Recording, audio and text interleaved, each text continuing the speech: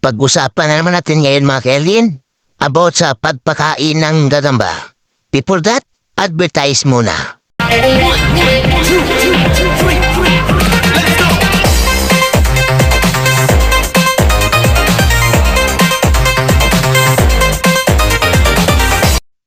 Good morning mga ka-alien. Andito naman si ka-alien sa mga panibagong tips.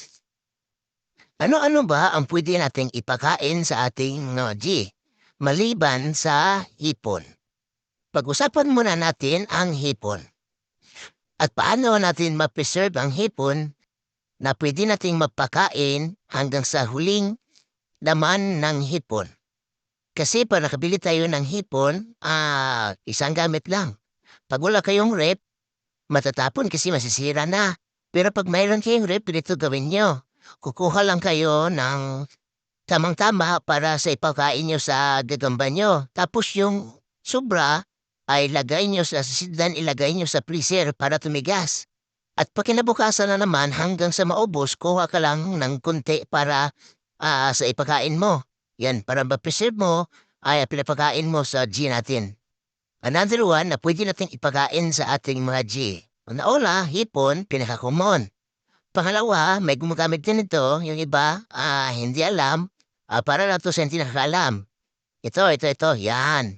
Crab na nasa sapa, hindi sa dagat Yung ipakain mo lang dyan sa crab, yung galamay niya, yung laman niya lang, wag yung sa loob, yung sa galamay niya lang. Yan. Ganun pa rin, pag makuha mo, lagay mo rin sisidlan, kuha ka lang yung tamang-tama, para yung natira, ilagay mo sa rep para magiging fresh. Ayun yung pwede mo ipakain. Ito. Mga alternatibong pakain ng G pag wala kang makita na pasayan o hipon o alimango sa sapa. Pwede ka kumamit dito. Yan. Anak ng tipaklong. Tawag dito sa amin ito lukton. Yan. Pwede mo yan ipakain sa gagamba natin. Yan, lukton. At ito. Yan. Anak ng putakti. Yan. Yung bibing-bibi pa, o kahit anong mga bubuyog, yung mga bibi lang niya, yan, masarap yan. Gustong-gusto nila yan. Yan. Ito pa. Anay. Yan, anay. Ayan, madali lang yan makita. Kahit saan. Araw-araw, pwede kang kumuha niyan, anay. Yan. Ito pa. Yan. Raga-raga tawag sa amin yan. Di ko alam kung anong tawag yan sa inyo. Yan, sarap yan. Para sa gagamba. Gustong-gusto nilang mga ganyang mga insekto. Yan. Yan yung apat na insekto na recommended ko. Para sa akin lang Para sa akin lang to. Recommended ko na pwede niyong ipakain sa G natin pag wala kayong makita na hipon o kagang. Di ko alam anong tawag ng kagang na iba. Tanungin niyo sa akin. Ano ba ang common na niyang apat na yan? Ba't yan ko?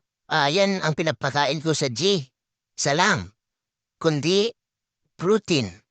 Yan lang yung need ng gagamba natin protein lang naman Kaya yung sa apat na yan yung may pinakamataas ng mga protein na mga insekto para sa akin lang.